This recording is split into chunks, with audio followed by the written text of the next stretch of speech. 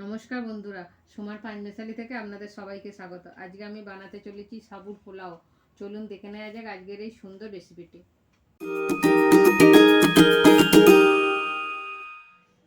বন্ধুরা, কড়াটা গরম হয়ে গেছে, আমি এবার সাদা তেল দিয়ে দিচ্ছি।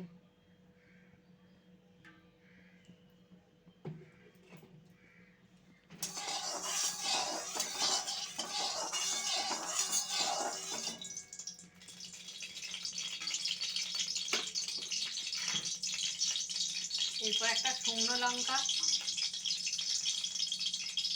একটা কাঁচা লঙ্কা আর দুটো কারি পাতা,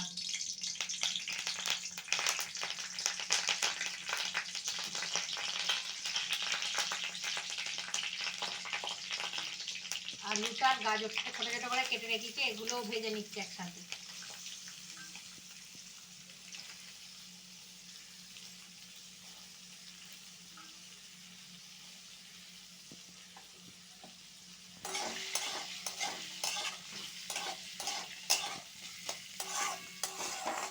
আলুটার গাজরটা সেদ্ধ হওয়ার জন্য আমি নুন দিয়ে দিলাম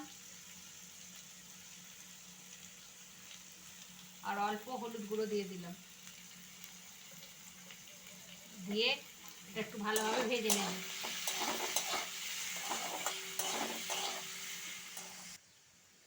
বন্ধুরা, আমি বড় সাবু নিয়েছিলাম, আমি 2 ঘন্টা ভিজিয়ে রেখেছিলাম, আর এগুলো দেখুন কত সুন্দর ঝুরঝুরে হয়ে গেছে। আমি সাবুর পোলাও করছি বন্ধুরা, আর এরপর আমি ওই আলু সঙ্গে গাজরের সাথে এগুলো দিয়ে দেবো, সাবুগুলো দিয়ে দেবো।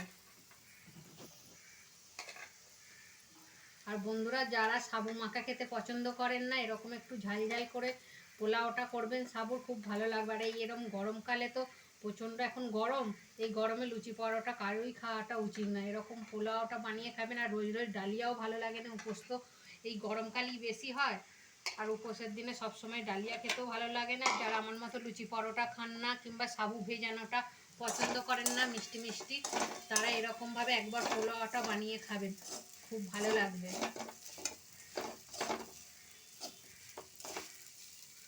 এরপর আমি কিছু বাদাম মানে ভেজে রেখে দিয়েছিলাম, এগুলো এর সঙ্গে দিয়ে দিলাম। কাজু বাদাম কিশমিশ দিয়ে দিলাম, আর স্বাদ মতো চিনি দিয়ে দিলাম। কত সুন্দর দেখতে লাগছে দেখুন।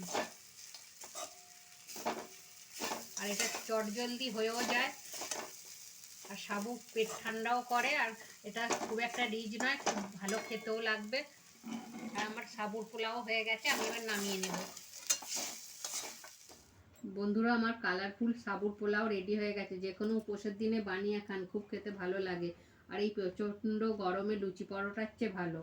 আর ভিডিওটা ভালো লাগলে লাইক শেয়ার করে দেবেন। আর ভিডিওটা কেমন হলো কমেন্টে অবশ্যই লিখে জানাবেন। আর যারা ফেসবুক থেকে দেখছেন তারা পেজটিকে ফলো করে দেবেন। আর যারা ইউটিউব থেকে দেখছেন তারা চ্যানেলটাকে সাবস্ক্রাইব করে দেবেন।